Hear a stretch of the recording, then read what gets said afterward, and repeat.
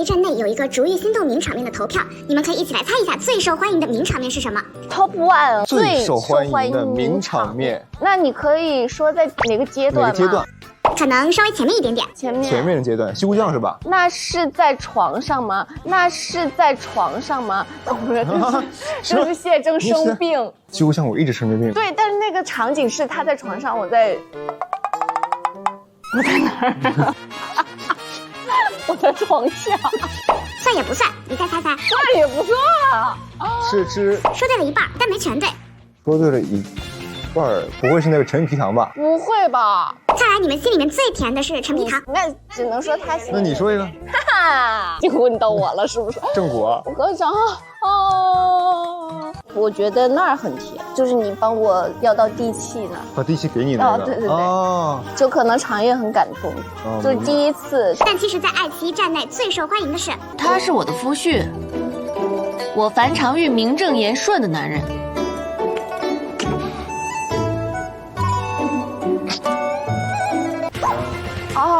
哦，你们喜欢那样的哦？是我们爱奇艺的观众们投票最高的 Top One。真的吗？真的真的。这么前边？我以为他们会后面一点。后面肯定还有很多很多很甜蜜的场面，那我们大家翘首以待吧。一起来看逐玉名场面。就算有人敢参我，那皇帝小儿他敢接吗？为啥是吧？这是已经出去了。我说，想夜游京城，怎么能就在马车上呢？哦，已经和好了。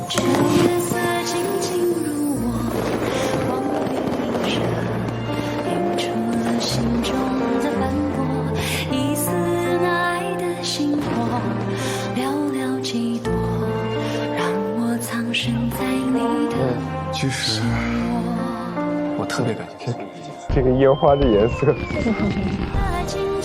我感谢宋燕有眼不识樊长玉，感谢宋燕还把他放在马那里打。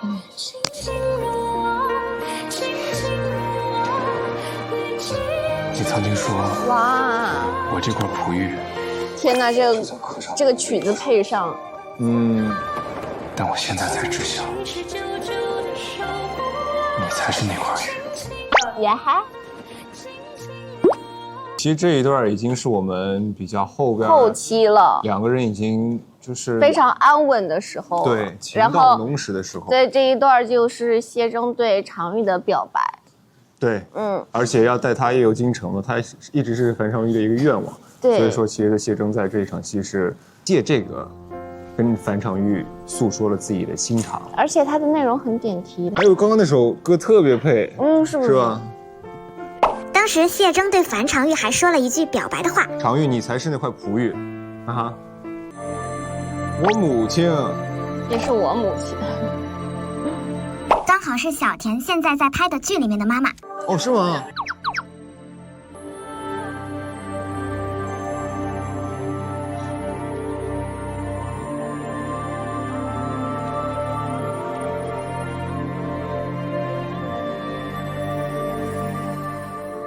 天哪！这场戏是打完108鞭的那场戏。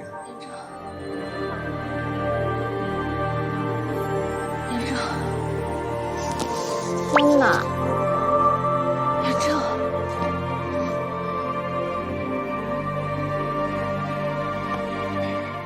我那帅气的舅舅。你不该来的。我是不该来。你呢？你有着魏延在里面，你为何一个人来啊？这后面是不是就我对你说那个武妻常玉是吗？对，就是这一段。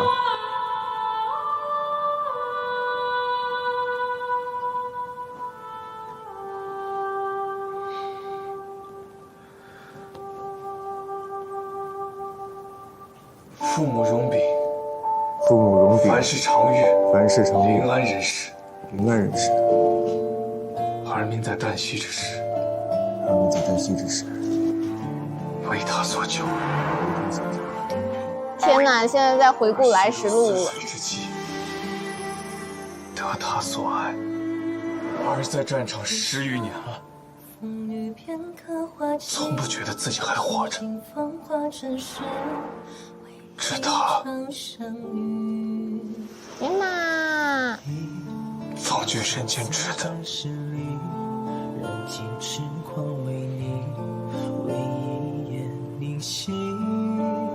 这一生梦所起，儿所起，生死相逼。这一程心所系，皆是你。天哪，好强的感情张力呀！我谢征到底哪里做的不好？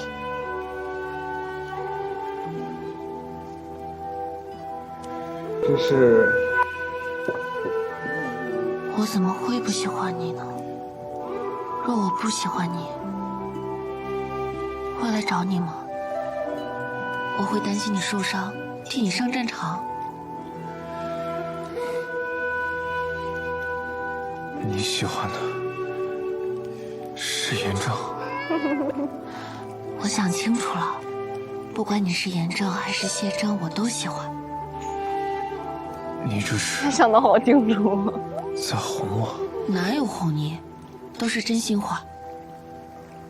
你是严正的时候，我们每日操心的就只有柴米油盐。你会抄书写诗文赚钱，我能刹住。我记得这个景是个噩梦，当时拍着拍着潮水就涨上来了。对，涨潮那个时候也能渡过去。但你是吴安侯谢征，我什么都帮不了你，也不知你在忙什么，愁什么。我娘亲跟我说过，夫妻之间要互相体谅，互相扶持，才能走得长久。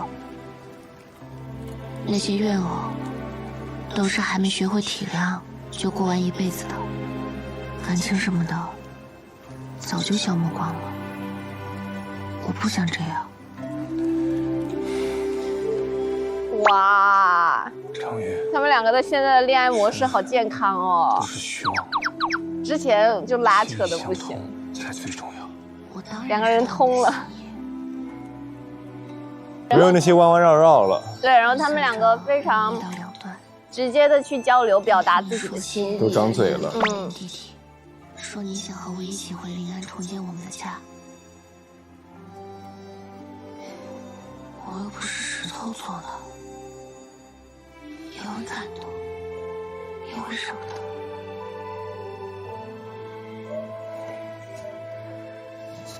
眼下有一事，我必须做，我要去救芊芊。但你知道，掠走于芊芊的人不简单，凭你一己之力，不一定能救得出来。总要试试才知道。这样，临安的仇，我替你报，人我帮你去寻回来。于芊芊，我替你救出来，你就不要去冒险了，好吗？我喜欢你，但我不能余生都依赖你。这样的话，便不是我了。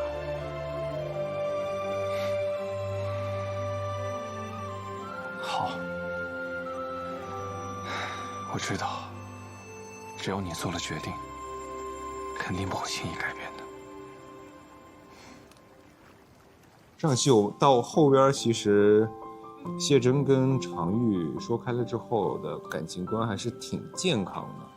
两个人没那么多弯弯绕绕，有什么话就直说了，而且很尊重对方。对对啊，尊重对方，你要去救人，那我可以帮你，但是如果你拒绝的话，其实我也可以同意你，就不会去强逼着对方去做不愿意做的事儿。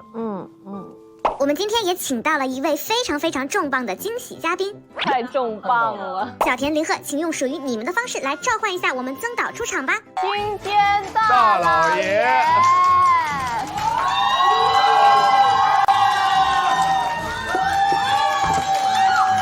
坐，别，妆造了吗？今天我看一下，哎，妆造了，那必须的妆造了。我坐这不合适，没事，当然合适了对。这是你的综艺首秀吗？这综艺啊，对，这是综艺，我们就是长综艺，还要做几期的，紧张吗？我之前参加过一个综艺，但没参加过现场的。哦，这个不能剪辑了。对，还好。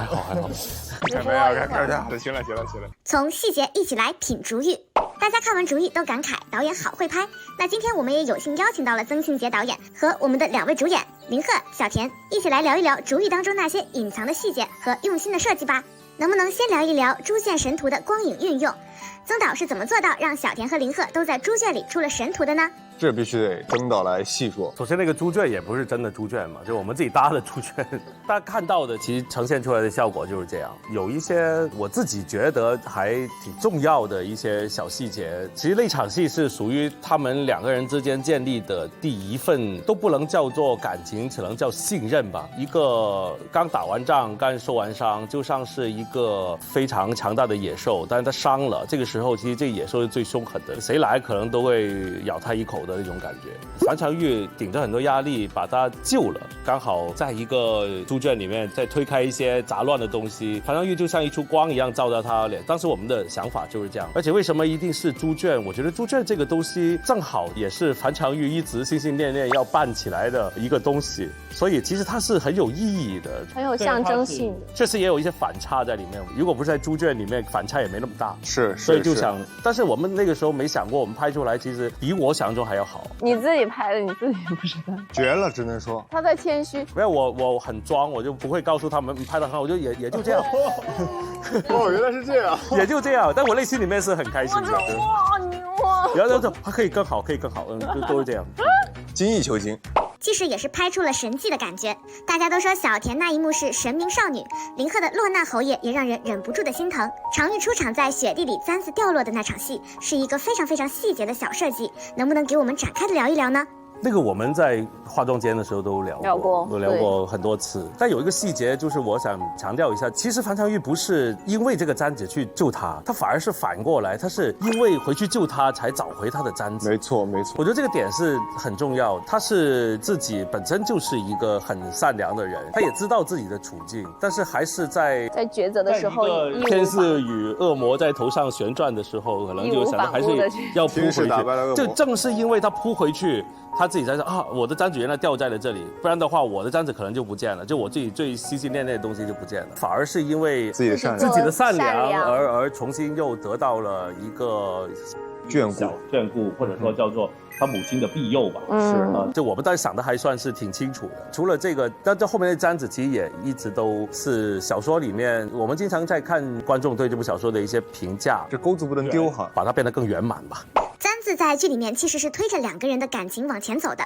对啊，有好多这种细节，比如说簪子，还有导演设计的那个发带，都是一些我们感情的维系和推动情节的一些小东西。今天我们也准备了发带，有带了真实的发带吗？是我们戏用的发带？不可能，肯定定做了一条吧？真的吗？不可能。这个我知道，我盔甲上那个发带，你那个发带这又哪儿来的呀？这不是我的口水巾吗？这是什么？这个发带能说吧？这质感的发带一看就是武安侯谢征的发带了，它是我切大号之后盔甲上面戴的那个发带，其实跟我征战沙场多年，但是我跟樊长玉那个发带不是这个，是它一个蓝色的布条，曾导设计了那个布条穿过。在做预告都想这么做，对，是真的，就是很多这种细节都可以体现出我们俩的感情吧。我们还做了那个鸟海中青，然后把那个发带绑在海中青的脚上，飞跃了好久，终于找到了他。对，是挂在了那个挂在对藤条上。那时候你在一个山村里面，是不是在山贼窝里面？你以为是山贼窝，结果就在那边把那个老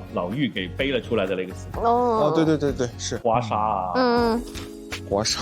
既然提到了刮痧，曾导也给我们分享一下剧里面的刮痧名场面吧。导演说刮痧，小说里面就有，就我们看小说的人，可能就是一看都觉得那个肯定是要想办法还原出来的。我们拍片的时候，其实都很会注重说小说里面有没有一些跟读者有共鸣的一些戏，肯定得保留下来，不然肯定被骂。剧里面常玉的身世是通过很多回忆和闪回的方式去呈现，曾导能不能展开给我们聊一聊呢？对他的身世的设计，那太多了吧。后来其实实谢珍很快就已经，当他知道了樊长玉的父亲很可能是，不是很可能就已经知道他已经就是确定的父亲在战场上面，就导致他那个锦州惨案里面的算是一个最直接的凶手的时候，那事实上算是世仇了两个人。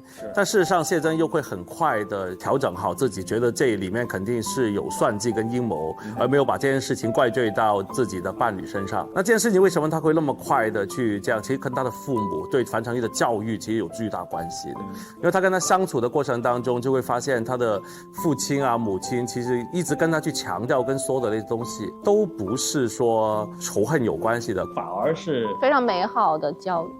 对，例如说他的父亲其实会告诉他，武安侯其实是西北战神啊，如果没有他的话，西北可能这个地方会乱了套了，就类似就很正向的评价。就如果你是个仇人，你是不会这样去教育自己的女儿，所以他就会在跟他的相处方式里面，感觉上会认为，这里面是内有乾坤的，一定是。那樊长玉更加就是了，他从小到大跟父母在一起，他肯定是不会认为自己的父母有世仇的是这么穷凶极恶的罪人。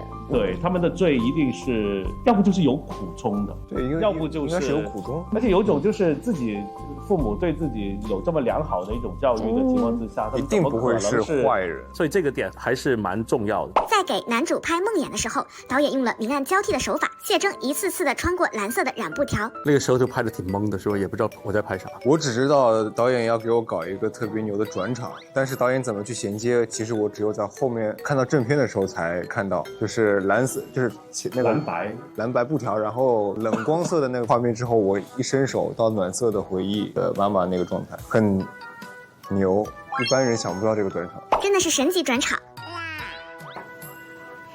你在干嘛？这导演就是这样，就是现场夸他就是。不行了。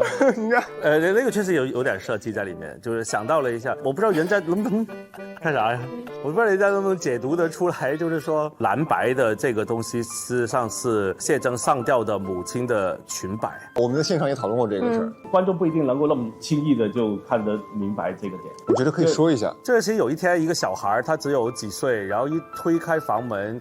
看到的就是一个上吊的母亲的裙摆，这个东西我觉得是一个小孩冲击力很大的事情。对，是一个巨大的梦阴影嘛，对。所以他一直就会在一个蓝白的布条当中穿梭，他走不出来，这个就是他一辈子的梦。到最后其实也是有我们解开了这个梦的过程。那我觉得这点很好哎，可能观众在看的时候不一定能意识到，但确实是一个非常好的能够连在一起的设计。就是如果连解读得出来了挺好，解读不出来可能就是气氛呗。没事，你已经解读了。大家都夸曾导很擅长用影子去表达情绪，用意识流的方式去呈现谢峥和樊长玉之间的爱意拉扯和流动。对，这些导演说我都快忘了，你给我提这些，那不能忘，我剪片我剪4-5个月了。哎呀，对我每天都见到你们，很熟的感觉。我觉得就是有一天你设计了一些东西，然后演员拍的时候又觉得挺有意思的，然后观众看的时候又觉得挺有意思的，我就觉得挺有意思的，就觉得很有成就感。对。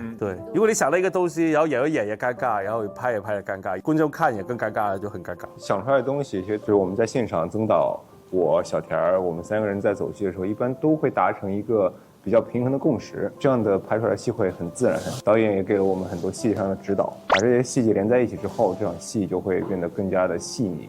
其实你们进组以后的第一场对手戏就是拍的影子，对吧？当时你们2个人在隔着窗户吵架。进组之后第一场戏，这场戏很紧张啊，我反正很紧张。我每部戏第一场戏特别紧张，尤其是那一天，我记得还是非常晚夜戏。夜戏是夜戏。那天是第一天跟小田儿，是第一天见面吗？对，是第一天，然后跟导演也是第一天见面，非常紧张，不知道导演会怎么拍我们，所以那一天就是在紧张中度过了，但效果还不错了，应该还不错哈。那场戏其实他们隔着一个纱，就好像2个人有了隔阂的那种感觉，当时是这么想。但是导演后面叫我们的设计说，2个人又隔着那一层纱，然后眉眼含情，双手触碰，敢摸又不敢摸，爱就是想触碰时，但是收回的手。主意里面有很多烘托气氛的下雪的戏份，曾导能不能展开的给我们分享一下呢？现在已经有人说我太滥用下雪这个事情了，太滥用下雪，滥用。对，我其实可能是个南方人，就是对雪这个事情就还没痴迷，对，就还没到厌的，还在新鲜感当中。当某些大情节想来的时候，那需要一些氛围，那可能就会想到，哎，不如下点雪吧。是的，因为下雨也不合适。对于导演来说，你下雨贼麻烦，下雪就简单嘛。雪确实也是有氛围的。而且我们整一个片子的设定，就前20集都是过年前的戏，下雪其实特别的合理嘛，顺理成章，它就是下雪。我印象比较深的，我觉得是传上去想要不要去荡掉这个簪子，然后去救你的那个时候，他问天上的母亲，对，因为这个也是他自己的一个抉择的一个地方，然后也是他一家人善良的一个表现，不只是你了，我觉得就连妈妈其实都是挺善良的，就这样的一种感觉。那曾导还在剧里面埋了哪些小扣子？能不能在这里给我们爱奇艺的观众们分享一下？还有什么神来之笔？还有个你们在水里面拍那个，哪一场水里？我知道了，豪华浴缸是吗？豪华浴缸，豪华浴缸，那这浴缸太豪华了，太豪华了。那你是武安侯啊？武安侯洗澡需要有这么大的地方吗？我说实话，那个浴缸大家看了之后就知道那个浴缸有多么的夸张。浴池，对，它像是北方那种澡堂，平常可以洗50个人的地方。在这里，我们也给曾导、小田还有林鹤准备了一个小礼物。首先是给曾导的花花，感谢。这个是给小田的礼物。哎呀，谢谢。你有没有看到黄橙子的娃娃和樊长玉的娃娃在一起？对，看到了。我的是笋笋。哦，这太肥了吧？你那只也肥，是，你不是说它肥不起？好可爱。我在上面还写了一句话。我看到了，谢谢。哦，对，今天导演来表达一下我对导演这个戏这个画面的崇拜之情。真的，最近我不是在研究那个摄影嘛，我看到这个画面的时候，真的是构图。这光影真的很了不起，非常值得我学习。我遇到了恩师，感觉很厉害。我也没拍过那么帅的男的。哎，别，这就开始了。我感觉导演快要爆梗了，已经进入到了比较热烈的状态。心流状态了。喝了2两。掌管镜头的神。你让他自己多好，他就是那种很害羞的人。他非常害羞，回家之后拿张卡片就。谢谢曾导，掌管镜头的神，我们永远拥护你。谢谢。剧里面曾导也给我们设计了一个很甜的陈皮糖吻，我们今天也在这里准备了陈皮糖。谢谢。送这个吗？哦，我以为你送给我的呢，开玩笑。剩下的全部由林鹤来买单。谢谢陈皮糖，在这里我们把这个属于我们竹玉的陈皮糖送给喜欢竹玉的观众朋友们。谢谢大家的谢谢。你们把导演搞得以后都不敢参加这种人。因为真得喝2两过来了。是，喝过了。OK。